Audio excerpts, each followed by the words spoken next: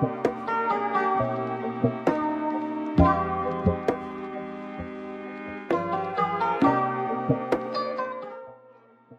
is up, guys? It's Coded Red here. Welcome to episode 3 of the advanced Spigot coding for 1.16. I know I said I was back and then I missed 2 weeks. I'm sorry, I had a few family events come up, but now I'm officially back. No more family events, and I have plenty of time to make some tutorials. So in today's episode, we're talking about custom mobs. And now for the last series and like the last few episodes, we've done a lot of custom mobs. We talked about how to spawn them via a command, or if we break something it spawns, or just certain ways. But we never really talked about how to make it spawn naturally. What I mean by that is we're walking around a forest or this mesa biome and all of a sudden it spawns there, just like every other mob. So that's what we're doing in today's episode. I coded a custom mob that spawns, I think it has like a 10% chance of spawning, which is pretty high. Honestly, you should probably bring that down. But to show you guys what the mob is, I know there's one over there because I did fly around for a little bit until it spawned. So what the custom mob looks like, it's going to be a wolf pack. Now it's just going to be a pack of wolves like this, and each of them have different names, but the names are pretty important, especially the one that says alpha. So the alpha wolf is actually the leader. All these other wolves will follow the alpha. If the alpha leaves about 7 blocks away from the other wolves, it will start to follow. So they actually move in a pack, which is pretty cool. So they're not all solo wolves, they all will follow the alpha. Another cool thing about this is that the alphas actually fight each other. There can only be one alpha wolf, so if I actually coded this little thing in here so I can spawn one. So if I spawn another wolf pack, oh, I spawned 2 by accident, you see all the alphas start to fight each other. Whatever alpha wins is the new leader. So now all these wolves will follow that alpha wolf. And of course, they can't be a mob unless they attack a player. So if I go out of creative mode, you'll see, sorry, the server was saving. You'll see that they all start to attack me. In addition, this mob that I coded is actually just one mob. You know, you see 5 wolves. However, they all will attack only if the alpha attacks me. So if I can somehow, let's see if I can get this one.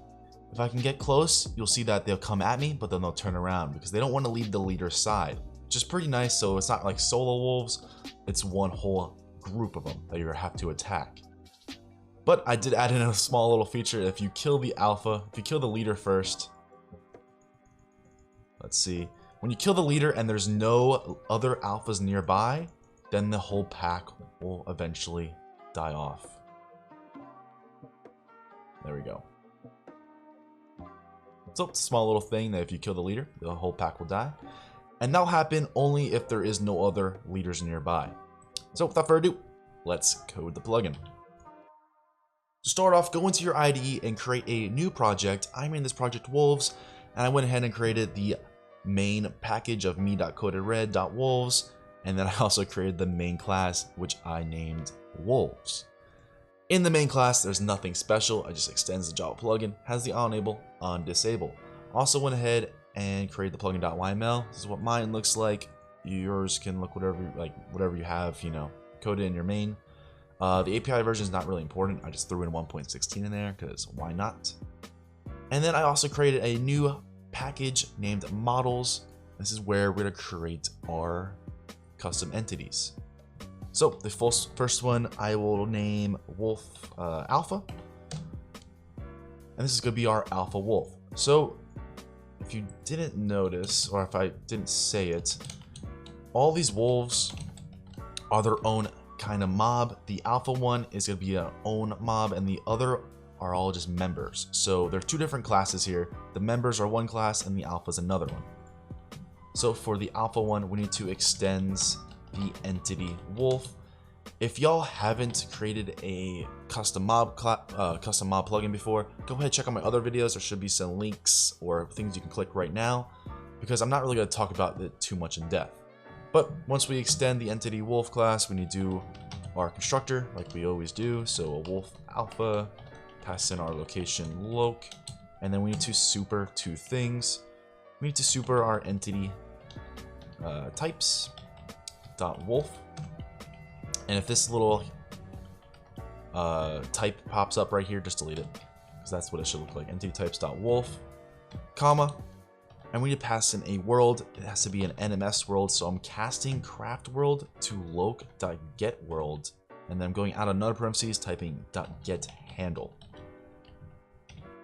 Make sure you import craft world, and all the red underlines should go away. I'm gonna zoom in real quick. So there we go. Just like that, we created our alpha wolf, but now let's set the position. So let's set where it's gonna spawn. This .set position to loc.getX, loc.getY, and loc.getZ. Once we set the position, let's set the health. This is kind of just custom to wherever you guys want to do. I'm going to set the health to 500. I'm going to set the custom name to visible.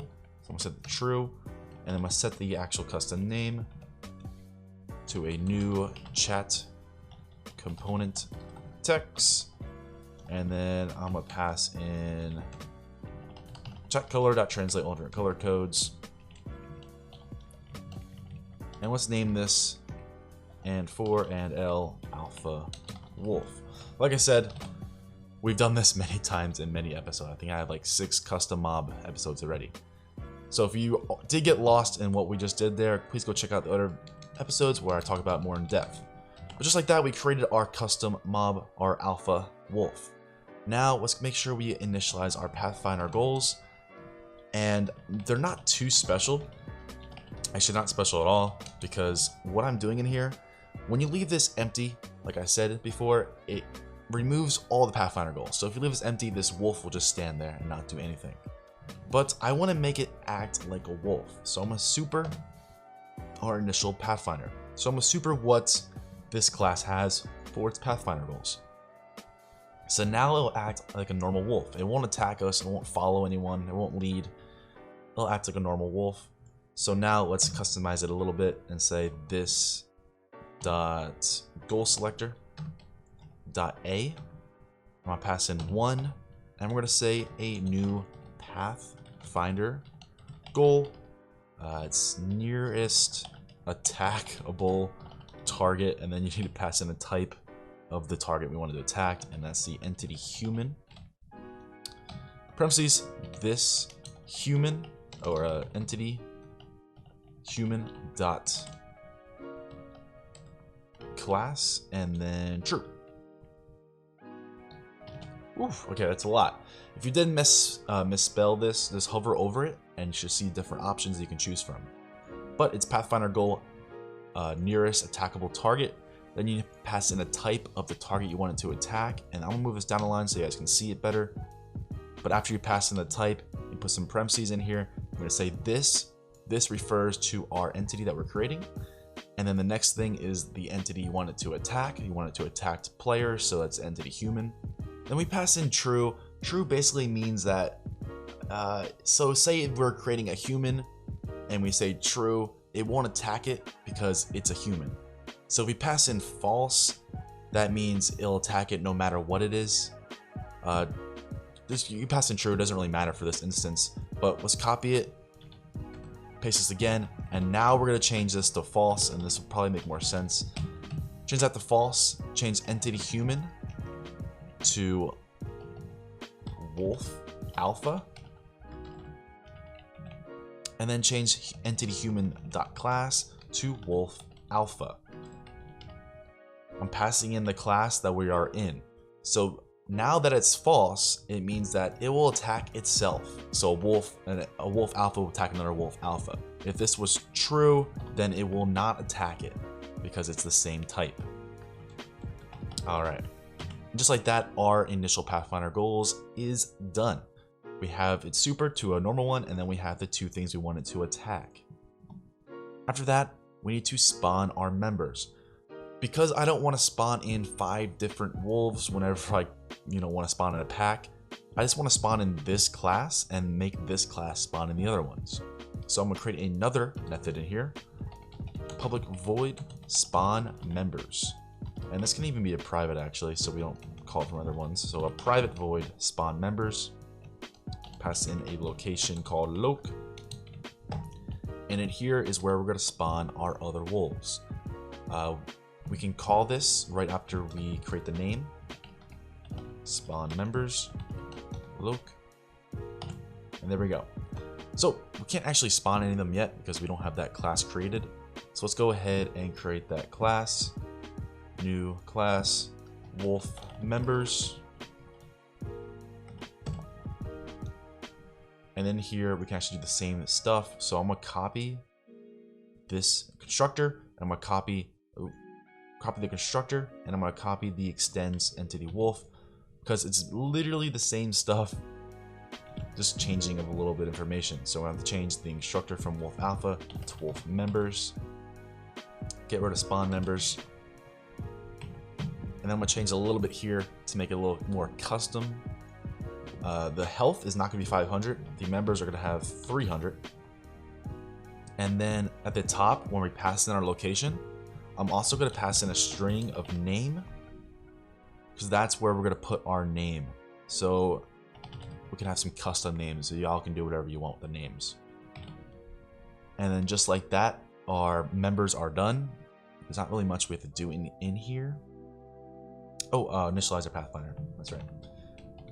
Public void initialize pathfinder. And we just want to super our other pathfinder, and then we want to do it the same stuff that we did last time. So I'm gonna go back into my alpha class because I'm super lazy, and I'm gonna copy the human. So I want to make it so it attacks humans or players, but I don't want to make it attack alphas. Now I'm not going to show you guys the way it follows the leader. Actually, I might, depending on how long the video is, but that might be a little challenge for you guys. How to make this member class follow the alphas. That might be a little challenge for y'all. But if the video is not too long, maybe I'll do a little thing at the end. Alright, so once our members are created, we can go back into our alpha class here, and in the spawn members method, what we can say is create a list of wolf members. Let's call that the pack. Set it equal to arrays.asList. And then here we can add our members. So it's kind of custom to whatever you guys want to do, but I'm gonna make 4 of them. So a new wolf members, pass in the loc, and then pass in a name. The name for the first one to be ANC and O beta. Also guys, I don't really know much about wolves. I kind of went to wolves.com, whatever the hell. I went to Wolves Wikipedia page and I found out the different names for their packs. So there is a beta, there is a delta, and then there's a warrior, I'm pretty sure, and then there's the hunter. There's like a bunch of different ones. I don't know. I just Google search wolf pack and I found out the different names for them. So that's the ones I chose. And just like that, we have our list created. Let's go ahead and import the stuff that we need. And make sure you're importing the util list. It's a really big mistake people do. Make sure you're importing the util. And boom, we got our pack created. And to spawn in our mob, we need to do world server world equals a craft world to loc.get world, out of that .get handle. And then we need to say import world server. We need to say world. Actually, whoops, it is a list, so we need to say for. Oh my god. So when you create a for loop, this loop is going to go through all our members and just add them to the world. So wolf, go through the pack. I cannot type on this keyboard. Go through the pack, and then we say world.add entity. Oh. Wolf. World.add entity. Wolf. There we go. I don't know why that was so hard to type. But we create a list of our members, and then we just go through a for loop of all of them and add them to that world. Just like that, when we create this class, when we spawn our wolf alpha, it's going to spawn the alpha, and then it's going to spawn the members. So how do we spawn them?